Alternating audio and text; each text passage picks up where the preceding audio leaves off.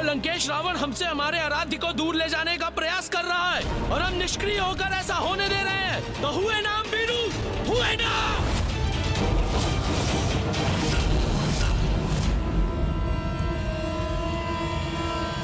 किंतु नंदी जी, जब स्वयं महादेव ने वरदान देकर लंकेश्वर को आत्मलिंग प्रदान किया है तो हम इसमें हस्तक्षेप कर भी कैसे सकते हैं?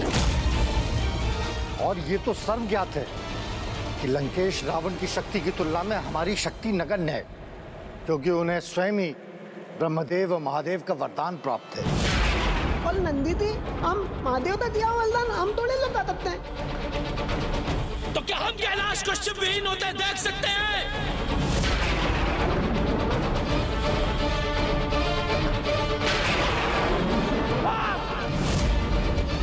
आप सभी को यह स्वीकार होगा, किंतु मैं ये कदापि नहीं देख सकता।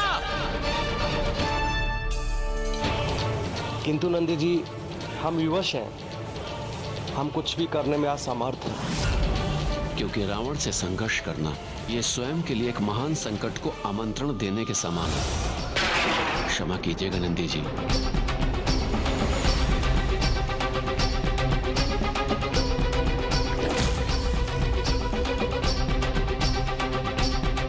हमें ये जीवन किसने प्रदान किया है? हमारे प्रभु महादेव ने। और यदि यह जीवन उनके लिए उपयोगी नहीं है तो व्यर्थ है ये जीवन, व्यर्थ है ये देह। इसका तो नष्ट हो जाना ही उचित है। इसीलिए मैं इस अग्नि में प्रवेश करके आत्मदाह करूंगा।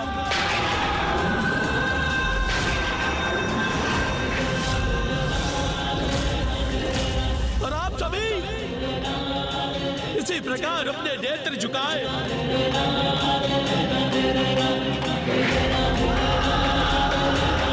मेरी भस्म को अपनी देह पे मलकर शिवविहीन कैलाश पे भ्रमण करते रहिएगा।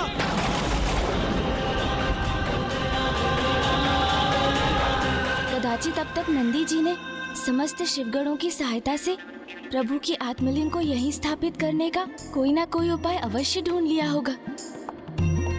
क्या बात है गौरी पुत्र, मेरे द्वारा नंदी जी का नाम लेते ही आप गहन विचार में डूब जाते हैं। कहीं आप दोनों ने कोई योजना तो नहीं रची है? योजना? कैसी योजना लंकेश? हमारे मध्य जो संवाद हुआ उसके तो साक्षी आप भी थे ना, इसलिए आपके इस संदेह का कोई कारण नहीं। फिर उचित है। अब सुनिए आगे की कथा। प्रभु महादेव का आदेश पाकर काल भैरव जी ने सर्वथा उचित कार्य ही किया। उन्होंने ब्रह्मा जी का एक शीश उनके धड़ से विलग नहीं किया, अपितु उनके अहंकार को ही उनसे विलग कर दिया था। मुझे अपने अहंकार से मुक्त कराने के लिए आपको कोटि कोटि प्रणाम प्रभु काल भैरव। कल्याण हो।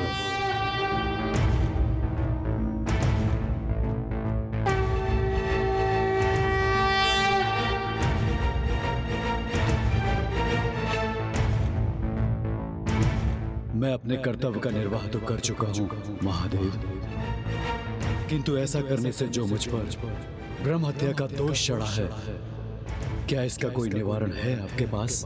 कभी कभी अच्छे कार्यों के भी बुरे परिणाम होते हैं, और जो ये ज्ञात होते हुए भी ऐसा करते हैं वही ईश्वर की उपाधि प्राप्त करते हैं। इसलिए आज से भैरव के रूप में आपकी पूजा होगी और आप भयंकर बाहरी शत्रु से ही अपने भक्तों की रक्षा नहीं करेंगे, अपितु भीतरी शत्रु जैसे काम, क्रोध, लोभ, मोह और अहंकार, इन सब से भी उनकी रक्षा करेंगे, क्योंकि आंतरिक विकार तो बाहरी शत्रु से भी अधिक भयंकर होता है, जो मनुष्य को स्वयं का ही अपना शत्रु बना देता है। आप काशी एवं भविष्य में स्थापित होने वाले समस्त शक्तिपीठों के द्वारपाल एवं संरक्षक भी होंगे, किंतु आपको इस दोष का भार भी सदा वहन करना होगा। इसलिए आप सदा कंकाल कपाल में ही अपना आहार प्राप्त करेंगे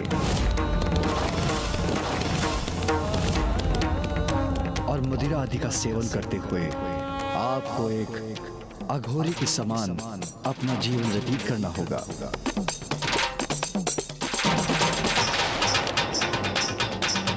प्रभु, आपके समस्त वरदानों के साथ आपके इस दोष का प्रभाव भी स्वीकार है मुझे। बड़ी शक्ति के साथ बड़े कर्तव्य भी निभाने होते हैं। जैसे प्रभु भैरव ने जहाँ एक और ब्रह्मदेव को अहंकार से मुक्त रहने का पाठ सिखाया, वैसे ही स्वयं भी ब्रह्म हत्या के दोष का परिणाम भोग कर अपने कर्तव्य की मर्यादा का पालन किया।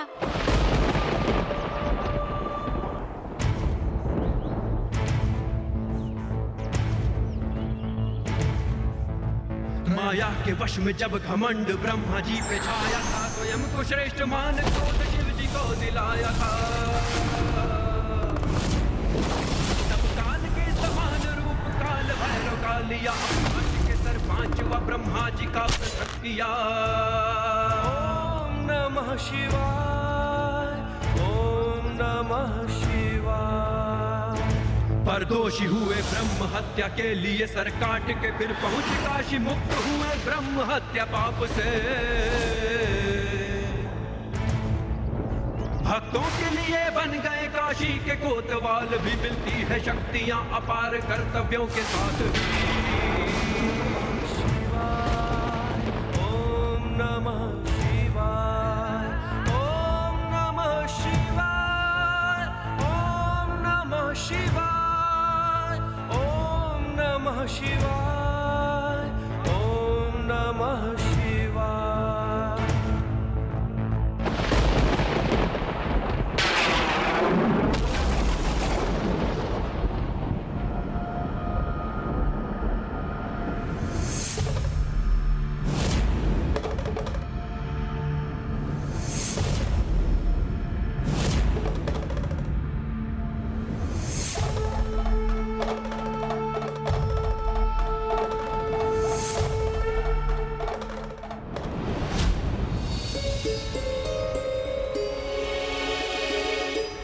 ऐसा मत कीजिए नंदी जी, अपितु क्यों ना हम सभी प्रभु के आत्मलिंग के साथ रावण को लंका पहुंचने से रोकने का प्रयास करें।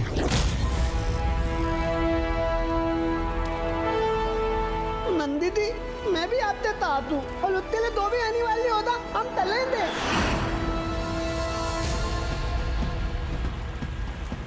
यदि प्राण भी न्यौछावर करने पड़ेंगे रावण को रोकने हेतु, तो हम संकोच नहीं करेंगे। नहीं तलेंगे, हम सब नहीं करेंगे, हम सब साथ हैं।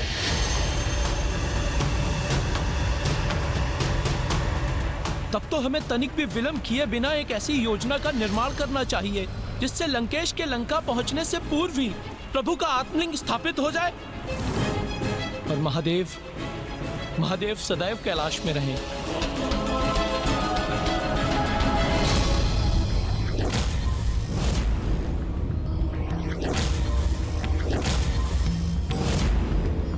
सर्वथा अद्भुत है मेरे प्रभु शिव शंकर शंभू की प्रत्येक लीला और अद्भुत है उनके स्वरूप।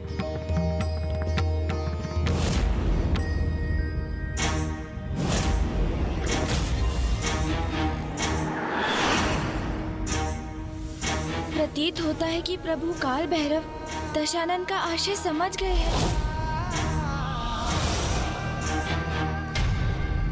इसलिए कहीं क्रोध के आवेश में आकर ये रावण का सर्वनाश ही ना कर दे।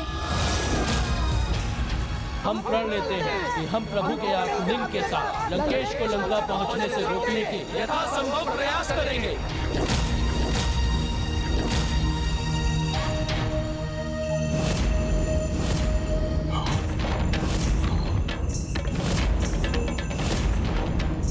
ये प्रभु काल भैरव जी क्या करने वाले हैं? कहीं मुझ पर घातक प्रहार तो नहीं करने वाले?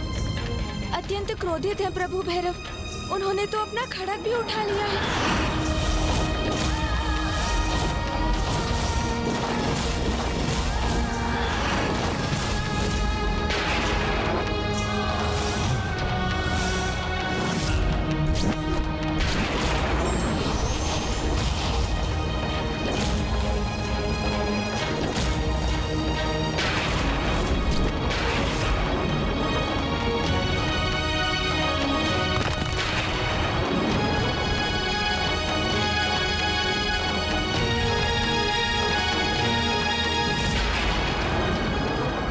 शीघ्र कोई उपाय कर प्रभु भैरव के क्रोध को शांत करना होगा।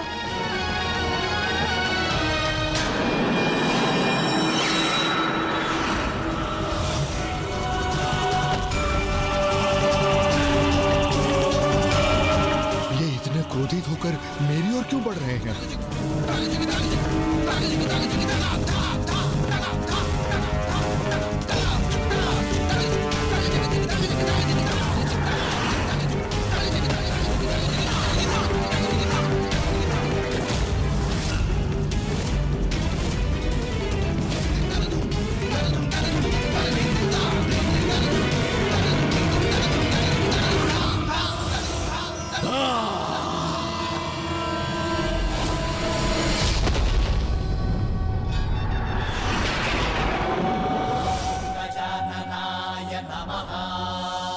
अब मेरे प्रभाव से समस्त संसार की गति धीमी हो जाएगी और इस अवधि में मैं प्रभु भैरव का क्रोध शांत करूंगा।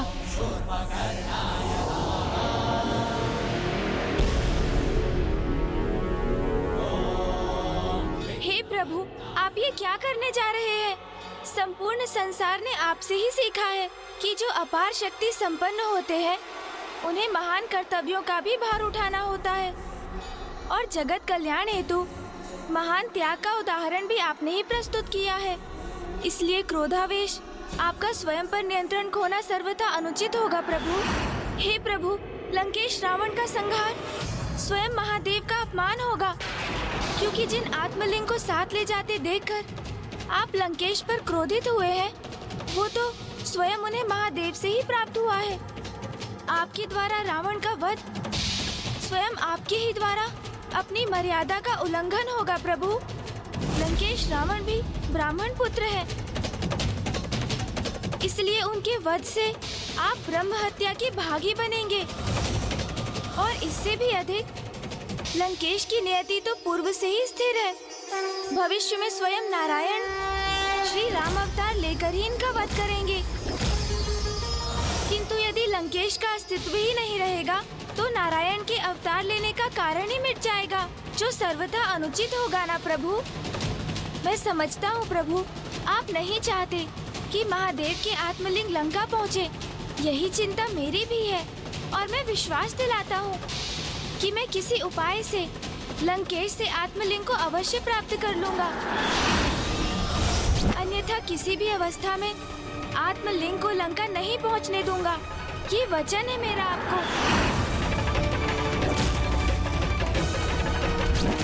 क्या आपको गौरी पुत्र शिवनंदन गणेश के वचन पर तनिक भी विश्वास नहीं प्रभु?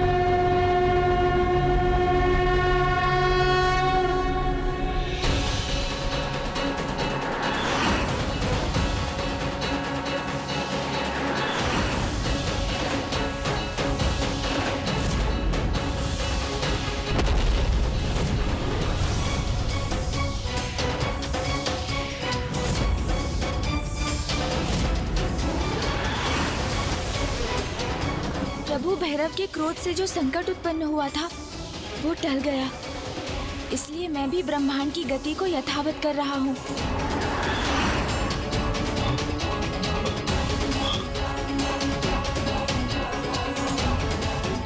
प्रभु भैरव, अब वो कहाँ है गौरीपुत्र? वो तो हमें आशीष देकर अंतर ध्यान हो गए लंकेश।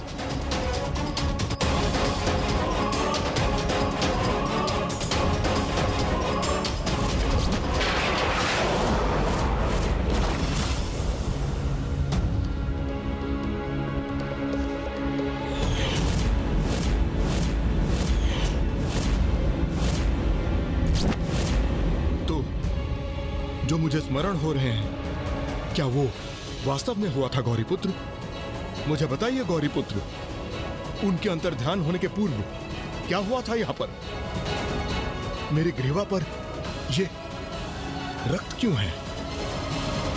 क्या प्रभु भैरव ने?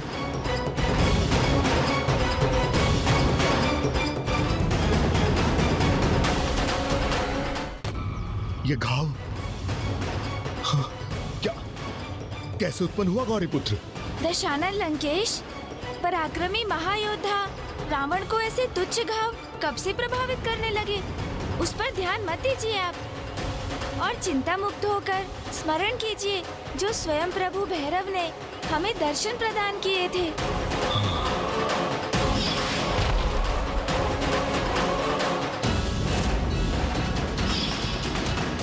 लीजिए लंकेश, जल ग्रहण कीजिए और अपने हृदय को शांत कीजिए।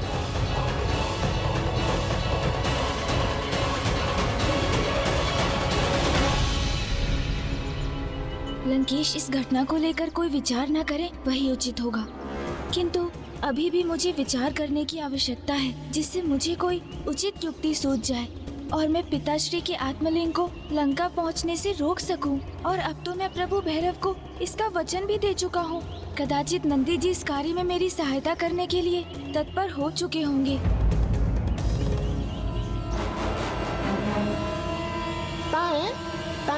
अरे तो क्या?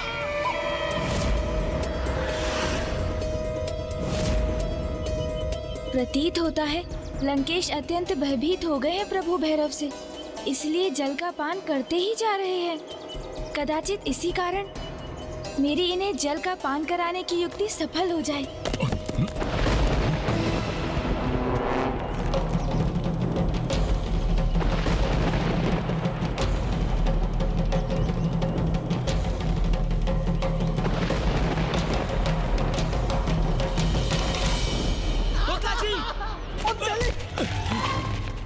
क्या कर रहे हैं आप लोग?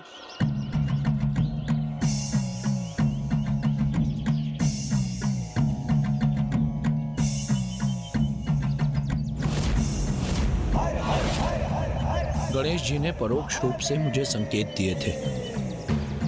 प्रथम संकेत, आप इन्हें रोकना ही चाहते थे तो आप सभी को अपनी बुद्धि का प्रयोग कर किसी युक्ति से इन्हें रोकने का प्रयास करना चाहिए था ना।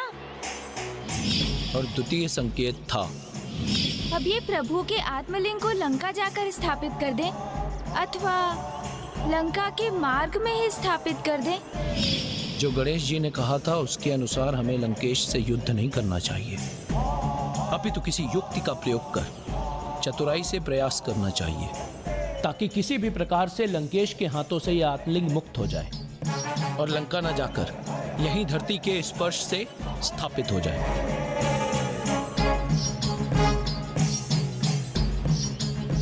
हम सभी आपके निर्देश की सत्यता करने नहीं दी। जाइए, आप सभी अपने अपने स्थान ग्रहण कीजिए। जाइए। अब लंकेश को भी ज्ञात होगा कैसे हम अपनी बुद्धि का प्रयोग कर उसके बल और बुद्धि को परास्त करते हैं।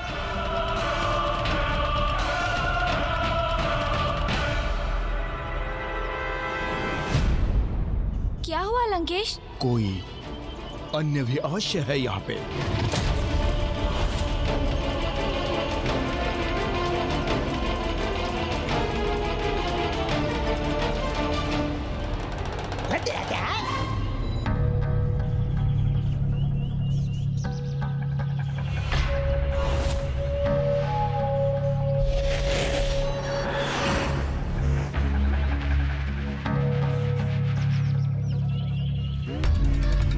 मुझे पूर्ण विश्वास है कोई अन्य अवश्य है यहाँ पे।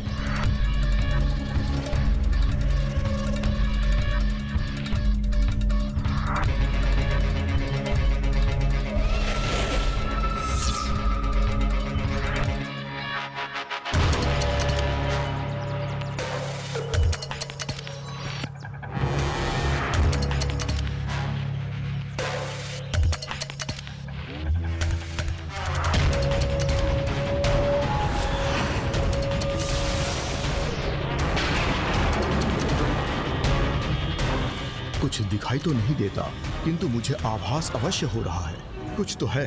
जो मेरे नेत्रों से छिपा है यहाँ।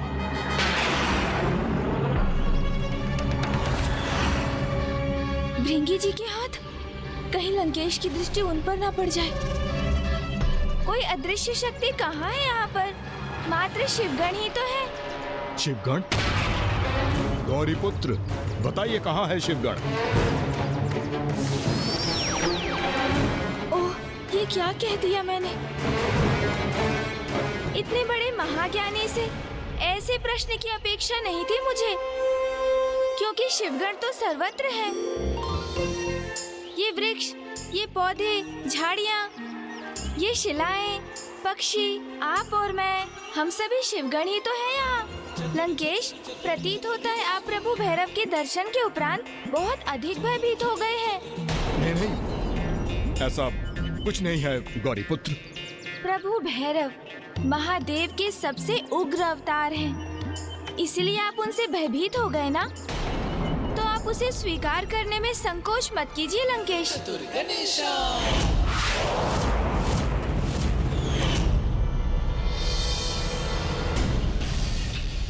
आप किस विचार में डूब गए लंकेश? प्रभु शिव शंकर शंभू के एक और उग्र अवतार का स्मरण हो आया था गौरी पुत्र। अच्छा, तो कौन है वो और क्या कथा थी उनकी? वीरभद्र जी हैं वो। वीरभद्र जी से तो मैं भी परिचित हूँ लंकेश। उनके अवतार से तो सभी परिचित हैं गौरी पुत्र, किंतु उन्होंने इस अवतार में संसार को एक अत्यंत ही महत्वपूर्ण सीख भी दी थी, परंतु बहुत ही कम मनुष्यों को ज्ञात हो गए इसके विषय में गौरी नंदन। अच्छा, वो क्या सीख थी लंकेश? कृपया बताइए।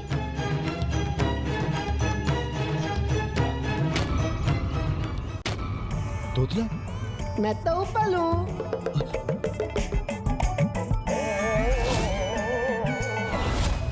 इस शिला के भीतर से ही मैं अब लुढ़कता हुआ जाऊंगा और एक तीव्र वेग के साथ लंकेश को टकराकर उसे भूमि पर गिरा दूंगा।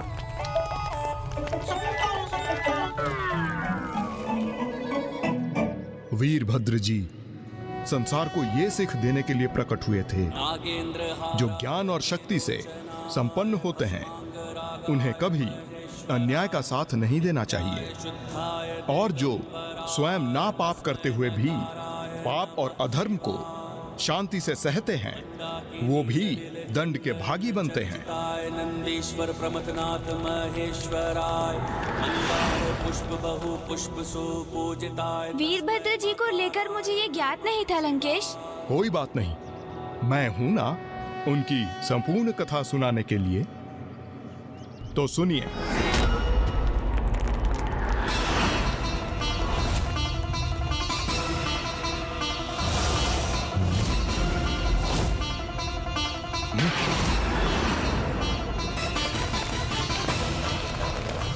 लंकेश, आप मुझे कथा सुनाइए ना।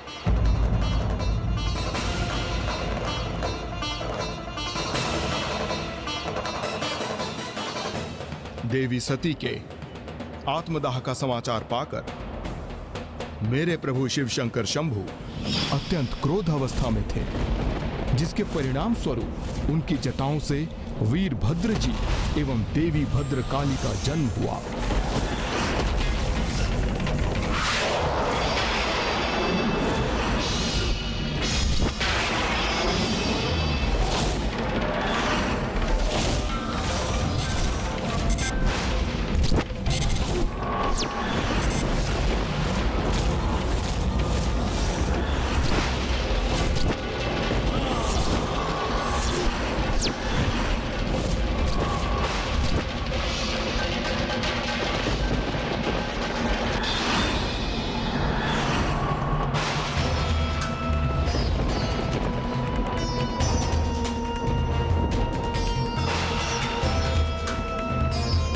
देवी भद्रकाली,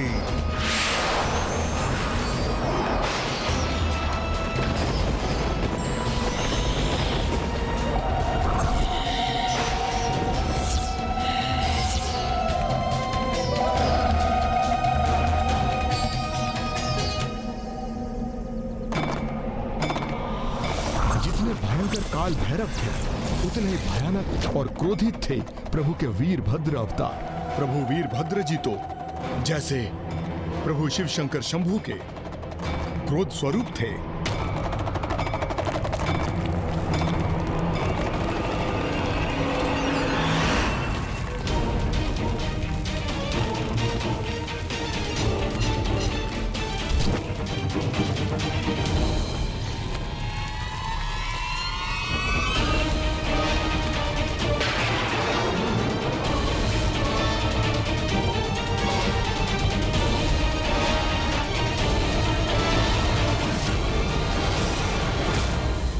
ये शिला यहां क्यों है?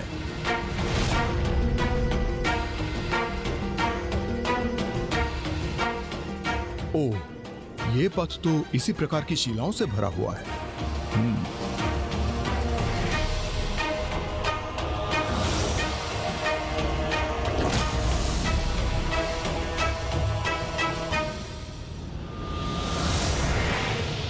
बेताल जी यहाँ पहुँच तो गए हैं, किंतु योजना क्या है उनकी? अब इस चढ़ाई पर भला वो कैसे लुढ़क पाएंगे?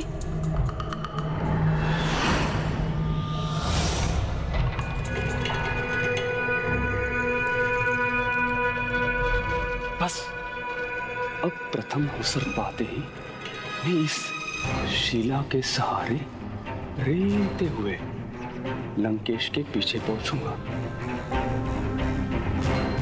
और अचानक उनके चरण खींच लूंगा ताकि वो अपना संतुलन खोकर भूमि पर गिर पड़े और आत्मलीन भूमि का स्पर्श करके इसी स्थान पर स्थापित होंगे।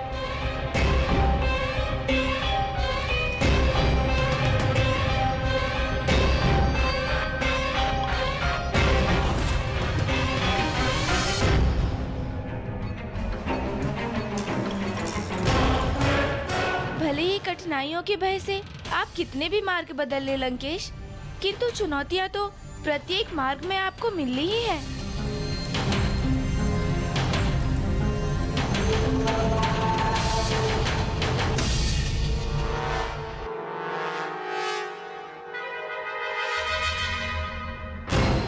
मुझे जो करना है इसी क्षण करना होगा, अन्यथा मैं अवसर गवा दूंगा।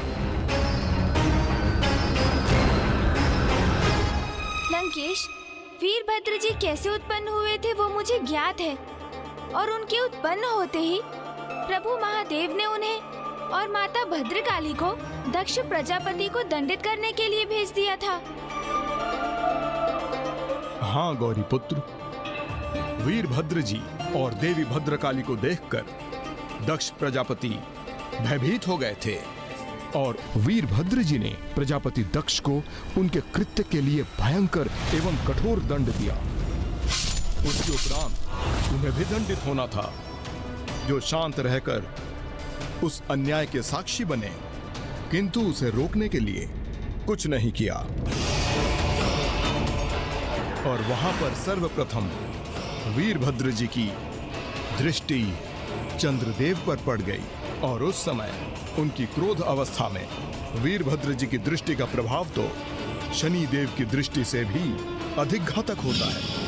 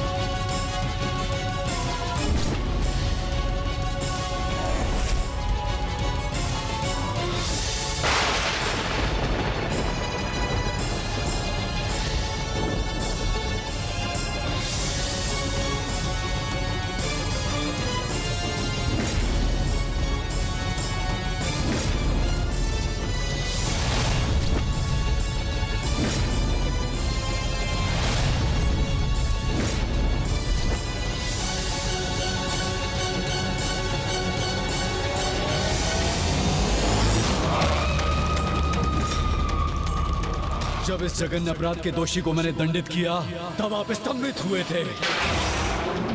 जब यह पाप घटित हो रहा था तब शांत बैठे थे आप। दक्ष प्रजापति को रोकने का एक प्रयास तक नहीं किया आपने।